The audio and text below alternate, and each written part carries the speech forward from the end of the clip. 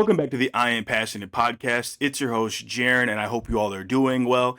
Yes, it's been overdue for me to make another podcast episode since my last episode covered the Super Bowl, and that was almost a month ago.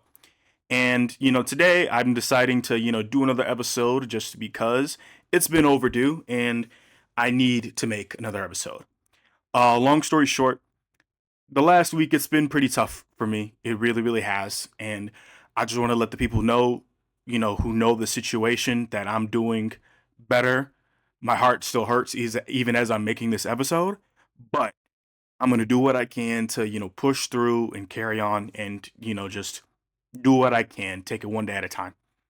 And so on today's episode, we are going to talk about the Bruno Mars album, his newest album, The Romantic. And this album for me, it came out at the best but the worst time.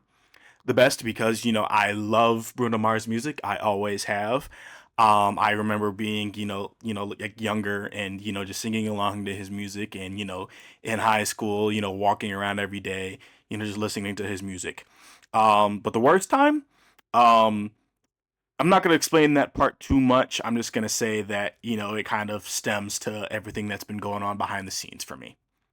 But I kind of want to talk a little bit more about, my like experience, we'll say my thoughts as a fan of Bruno Mars, for lack of better terms. And I've always loved his music. I've always thought, his music was really great. It's something that I could always dance to, even though that I cannot dance to save my life. I really can't. But listening to his music sometimes does really make me want to get up and dance. And I do hope to really be able to see him perform. I know that he's going on tour. I want to say in the month of May. I don't know all the dates, and I know he'll be in Soldier Field. In basically about 2 months. I'm not 100% sure if it's in the cards for me to be able to see him perform live, but I will do my best to make it happen. Um, and something I talked to about my brother recently is that to this day, I have never been to a concert. I have been to festivals. I have been to Summerfest in Milwaukee. That was my brother. He took me there because, Wiz Khalifa performed there. I was 20. I didn't turn 21 yet at the time. So this would have been the summer of 2022. Um, so, there I saw Wu-Tang Clan, I saw Lil Wayne, and then I saw, actually, no, I saw Wu-Tang, then I saw Wiz Khalifa, then I saw Lil Wayne. That was the proper order, which that was an amazing experience, especially as a first time experiencing that. And then at Lollapalooza, I remember everyone I saw off the top of my head when I went, the day that I went. Just off the top of my head, I remember seeing G Herbo. I remember seeing Big Sean. I remember seeing a little bit of Mariah the Scientist set. Um, who else? Big Sean brought Janae Aikiko out.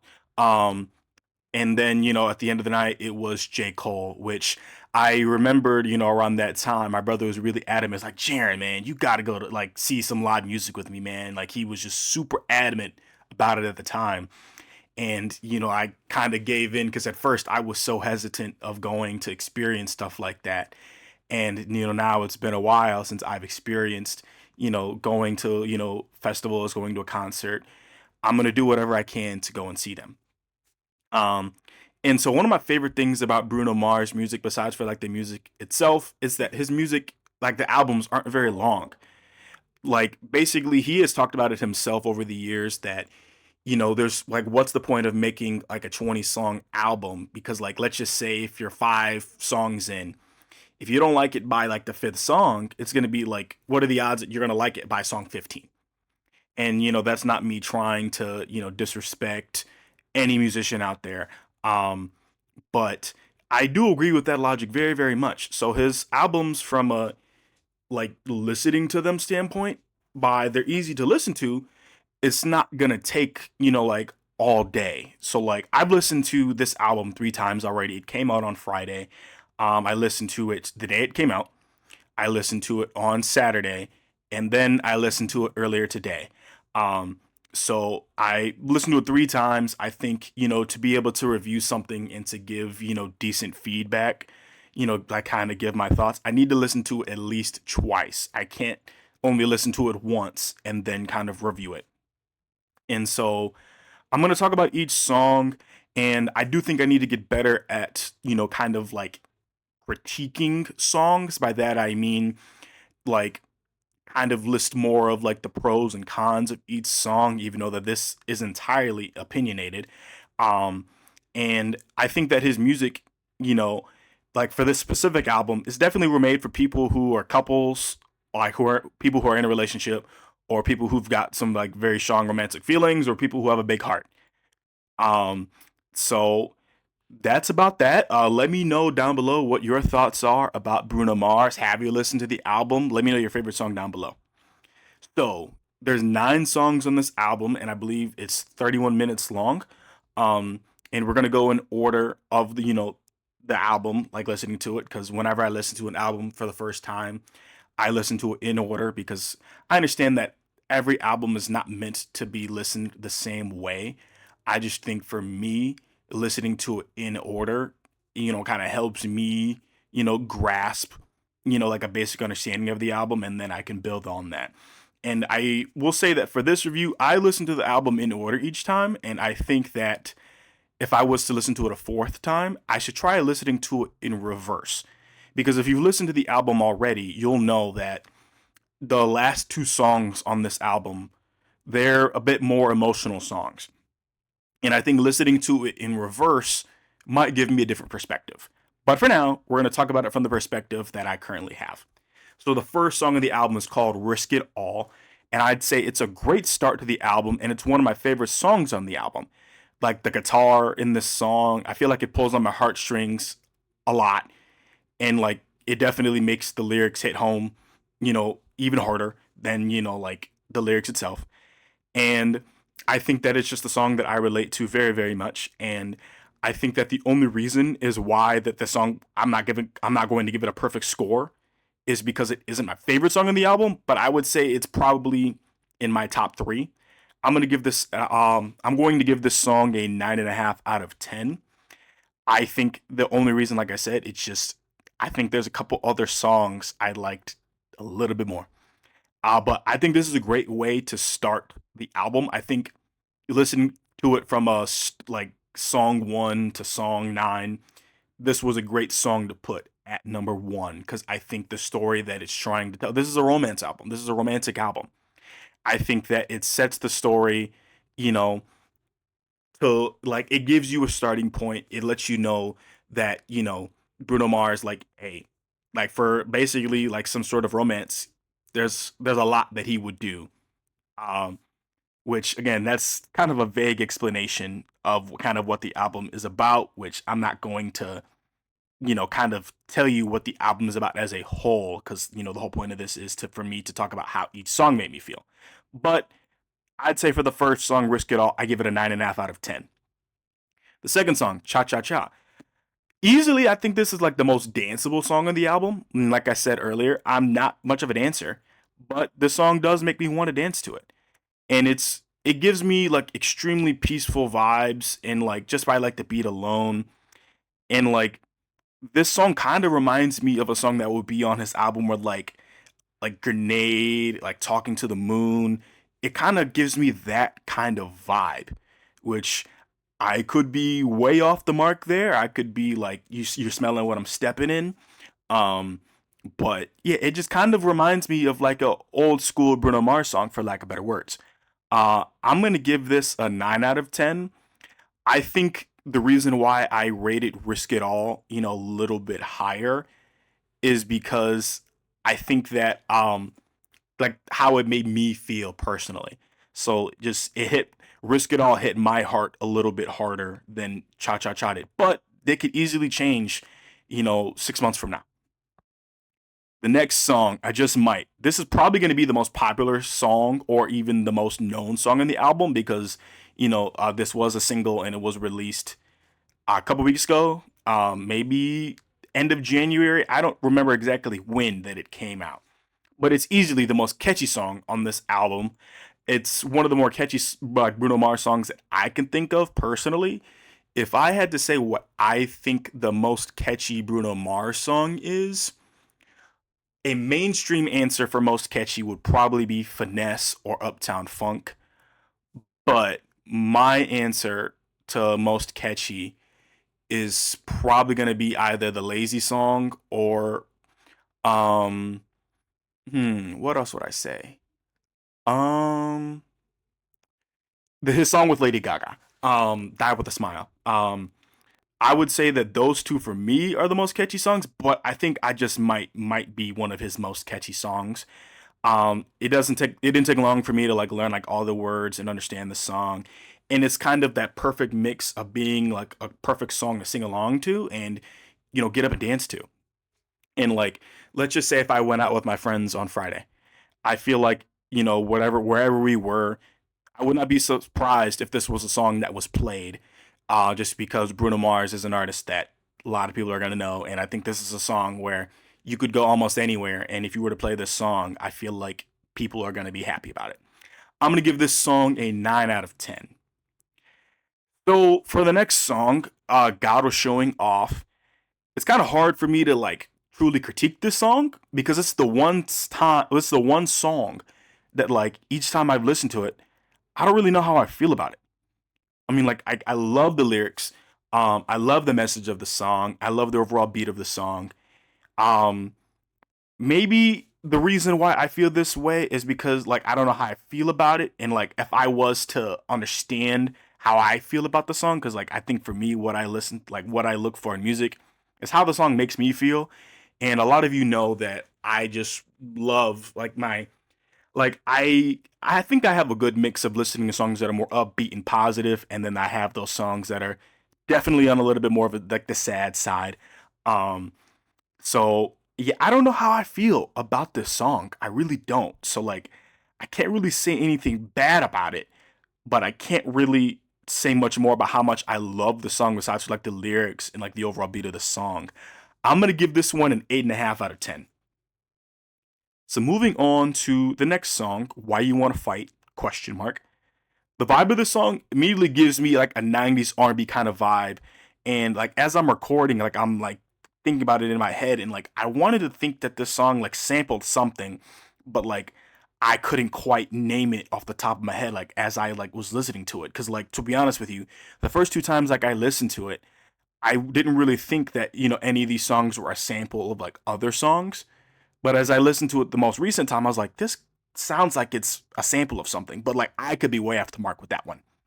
But regardless, I've always been a fan of like R&B like music, and as I've gotten older, I definitely say I've kind of listened to a little bit more rap.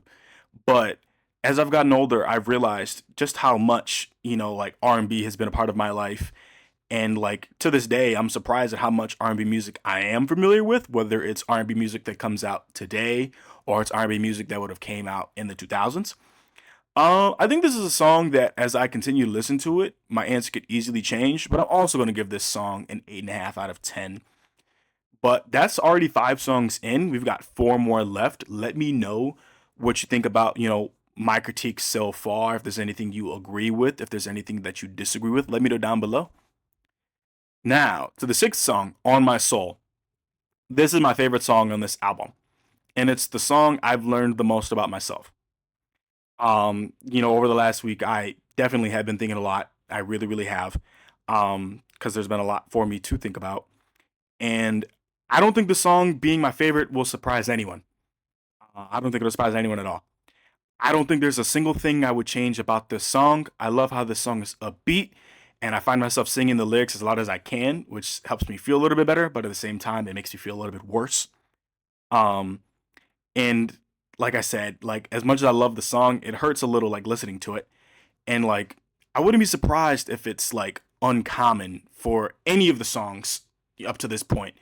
For someone to like listen to it, and they hear a certain part of the song and they're like, dang, like this hurts. Like I get it, I love it, just it hurts. But if I have the chance to see Bruno Mars perform live, this is one of the songs I would love to see him perform live, if I had the chance. But I think, like what I was saying earlier about his song, I Just Might, I would imagine whenever he performs that song live, I'm probably going to see videos on my TikTok, where like the crowd like erupts, and like happiness because they love the song. I'm going to give it a 10 out of 10. Um, so the seventh song, because we're already kind of near the end, is the song "Something Serious." And as someone with a heart as big as I have, this is the song that I probably relate to the least, only because of where I'm at in life as of today, March 2nd. It's 3:12 p.m. in 20 on 20 like the year 2026. I think it's the song I relate to the least just because of where I am at an emotional standpoint and just where I am as a 24-year-old. I love the general vibe of the song and the story that Bruno Mars is telling in this song. I just find myself like reminding myself as I listen to it, I'm 24. And a lot of the things in that song is not just like I'm not ready to experience some of the things in that song, which just because like I'm not ready to experience it, it should not take away from the song like overall. It should not take away from your enjoyment. Um I just put myself into music probably a little too much, and that's where a little bit of bias comes in. But overall, I think it's a great song. I think every song in its own right, is there's like I can see the genius, I can see the beauty in the song. And this is definitely a song where like I definitely see the beauty in it. Um and like I see the beauty of it thinking like as logically as I can in this moment. And I see the beauty of it like thinking emotionally. I see the beauty of it thinking with my heart.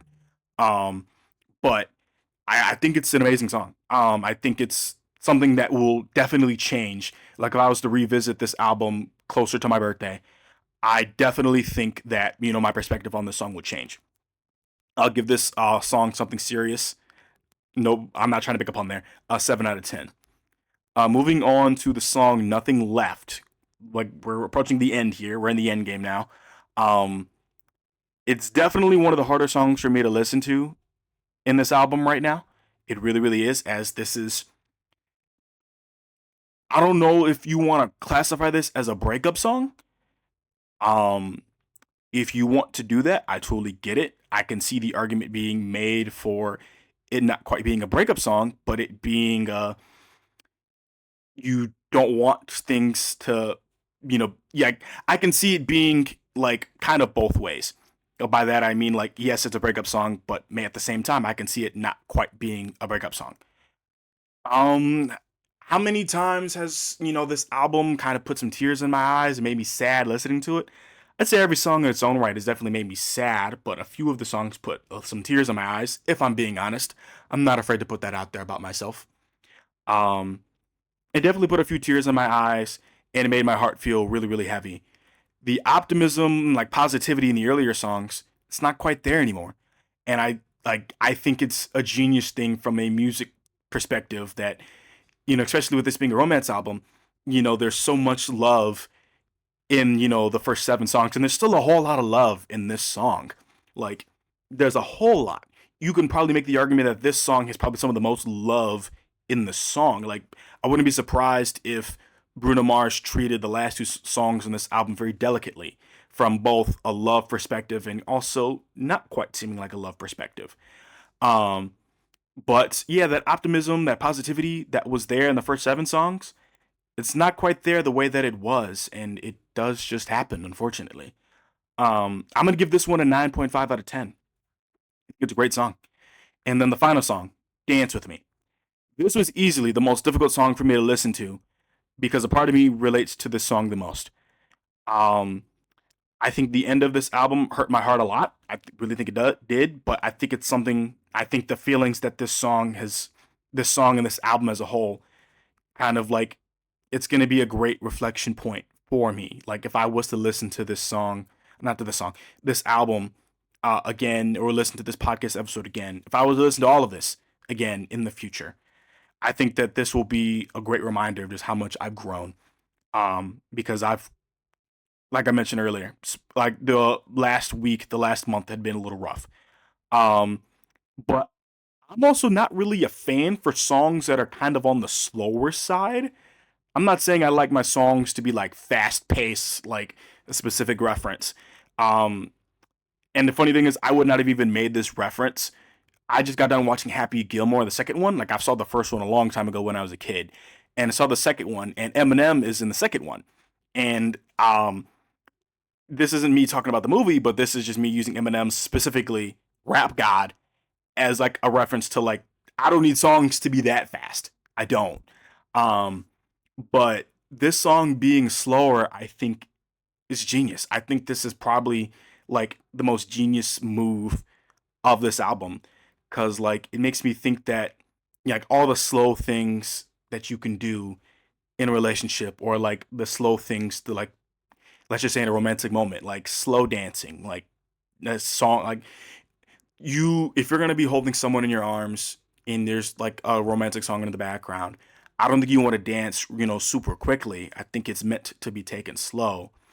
And I think this song, if I had to say my biggest takeaway from it, it makes me think that, you know, with how slow the song's supposed to be, it's a reflection of wanting to make a relationship last. Like taking it slower to make it last to the ends of time, or to, to your own eternity, mind you. I'm going to give this song also a 10 out of 10. So that's pretty much it for each song, but overall, I think this was an amazing album. And yes, I gave, the song Something Serious a 7 out of 10, and that was my lowest rating. But I think, that and, God Wants to Show Off, those are two songs that I think can grow on me as time, kind of moves on a little bit. Um, and I can't really think of a single Bruno Mars song that like I like cannot listen to, no matter my state of mind at the moment I'm listening to it.